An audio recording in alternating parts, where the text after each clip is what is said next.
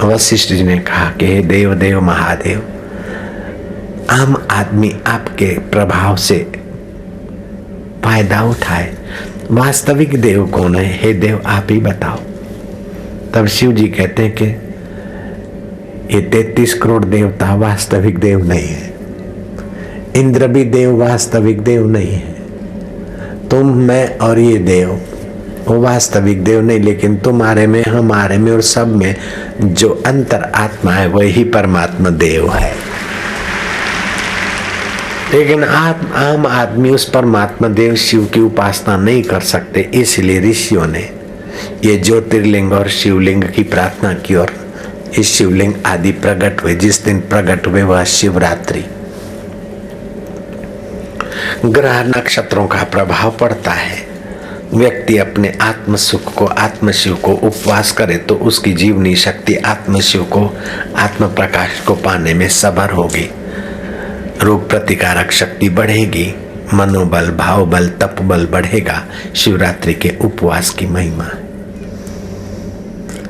पंचामृत से मेरे लिंग की पूजा, ये 5 भूत जो है उससे जो कुछ बना है वो आत्म शिव से बना है, ऐसा समझकर आत्म शिव की प्रसन्नता के लिए पक्षपात रहित व्यवहार करना ये पंचामृत की पूजा मान लेता हूँ। लेकिन ऐसा ज्ञान जिनको नहीं मिलता उनके लिए लिंग के ऊपर पंचामृत की व्यवस्था की पूजा ऋषियों ने की।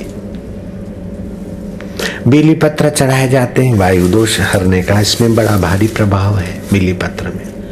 और इन दिनों में वसंत ऋतु है, शिवरात्रि के और सावन के दिनों में वायु प्रकोपित होता है। उन दिनों में बीली पत्र की पूजा से पूजा करने वाले को पूजा का तो फल मिलेगा लेकिन आरोग्य भी मिलेगा, इसलिए ऋषियों ने बीली पत्र से मेरी पूजा की व्यवस्था की।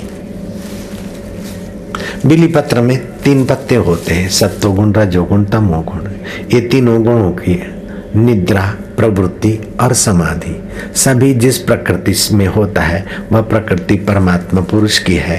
प्रकृति की वस्तु प्रकृति में और आप मुझ आत्मशिव में रहे, वह उत्तम उपासना है। हे मुनीश्वर, तेरा निमेष घुटने से, एक घुटने से दूसरे घुटने को चक्कर मार के चुटकी बजाई, इसको निमेष बोलते हैं।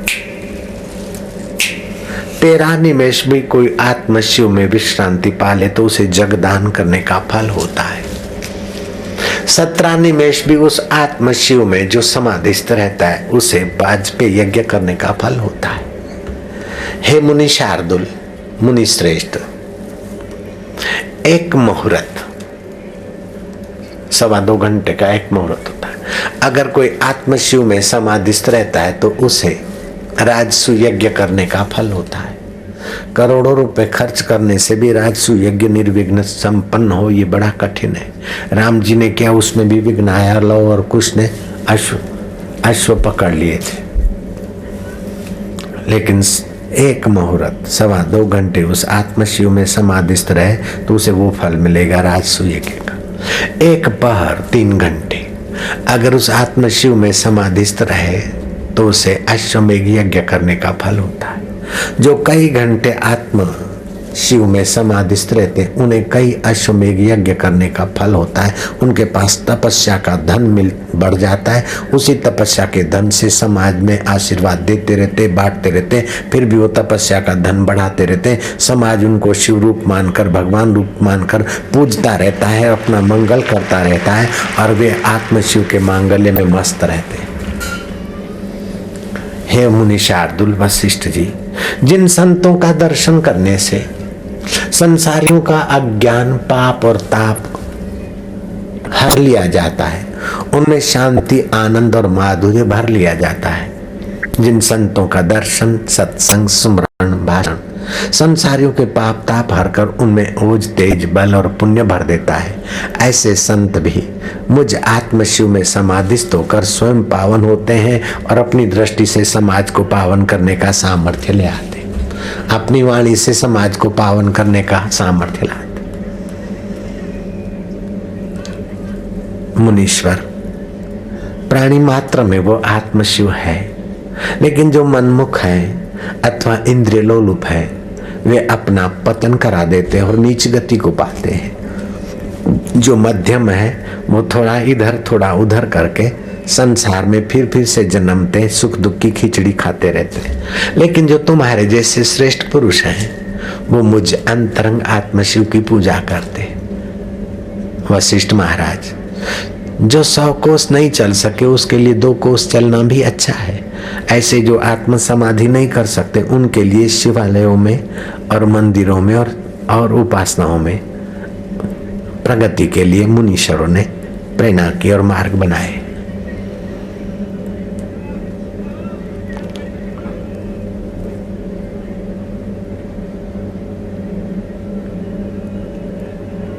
एकनाथ महाराज पैठान में सत्संग करते और वे ध्यान मग्न होने में सफल हुए, आत्मशिव को पाने में, जनार्दन स्वामी की कृपा पचाने में समर्थ हुए।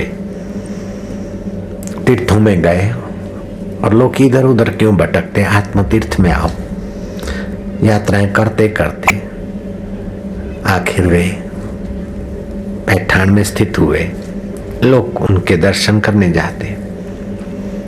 एकनाथ महाराज के पास भीड़ बढ़ने लगी तो ईर्ष्याखोरों को भी तकलीफ होने लगी। महाराज वहम छुड़ा देते, भूत प्रेत डाकिनी साकिनी के वहम छुड़ा देते, विषय विकार छुड़ा देते, शराब कबाब छुड़ा देते। उनको छुड़ाना नहीं पड़ता था, उनके पवित्र दर्शन से ही व्यक्तियों में पवित्र भाव जागृत होते थे। क्योंकि शास्त्र कहते हैं सुमति कुमति सब के उर रही, अच्छाई बुराई सबके अंदर है। आप जैसा संग करते हो वो हिस्सा विकसित हो जाता है। अच्छा संग सतत करते रहो और अच्छे नाम का नियम व्रत करते रहो तो अच्छाई इतनी बढ़ेगी कि बुराई के बीज नष्ट हो जाएंगे। बुरा संग करते रहो तो बुराई इतनी बढ़ेगी कि अच्छाई आंशिक रह जाएगी। इसलिए विवेकानंद कहते थे कि मनुष्य प्राणी का सत्संग से जितना हित होता है, सत्संग से जो अच्छाइयाँ प्रकट होती है, दुनिया के और किसी साधन या सत्ता बल से या धन बल से या दंड बल से या बम बल से वो अच्छाइयाँ पैदा नहीं कर सकते। नेता बम बना सकते हैं, विनाश कर सकते हैं, लेकिन संत बम से भी अधिक ताकत रखने वाली अनुभव की वाणी सुनाकर समाज को उन्नत कर सकते हैं, आनंदित कर सकते हैं, उल्लसित कर सकते हैं और मुझ आत्मशिव तक की यात्रा करा सकते हैं।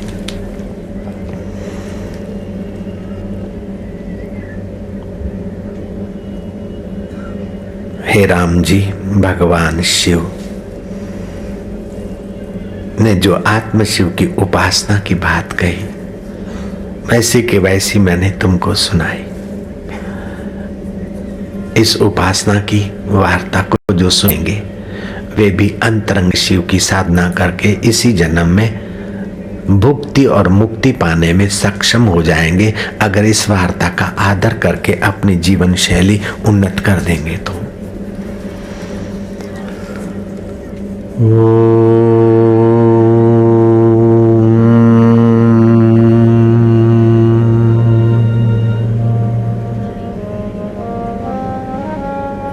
आप जल्दीबाजी नहीं करना, मैं करवाता हूं, ऐसे ही करते रहना।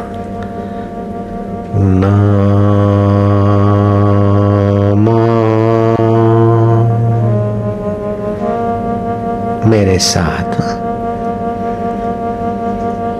शिवा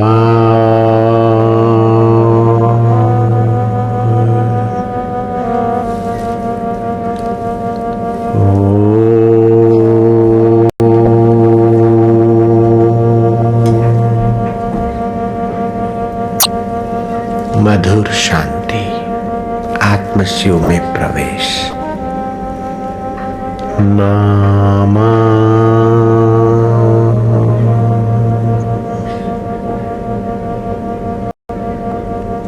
शिवा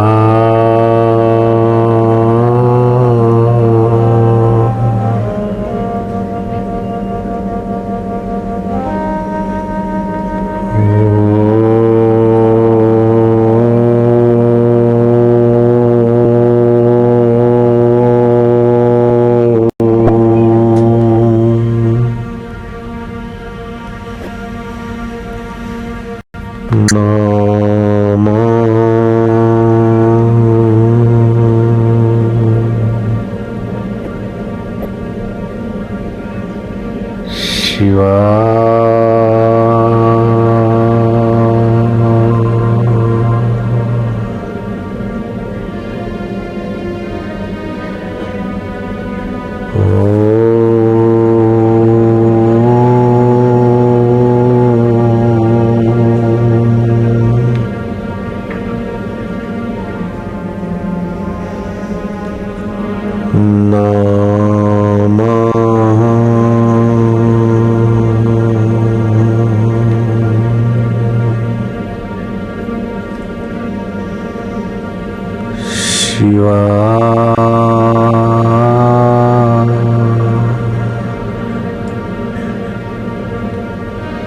इस प्रकार आप आत्मशिव में शांत होते जाएंगे। हजारों तीर्थ करने की अब मेहनत नहीं करनी पड़ेगी, महातीर्थ में सीधा प्रवेश मिल जाएगा। नास्ति ध्यानम समम तीर्थम, शिव जी ने कहा। नास्ति ध्यानम समम यज्ञम, नास्ति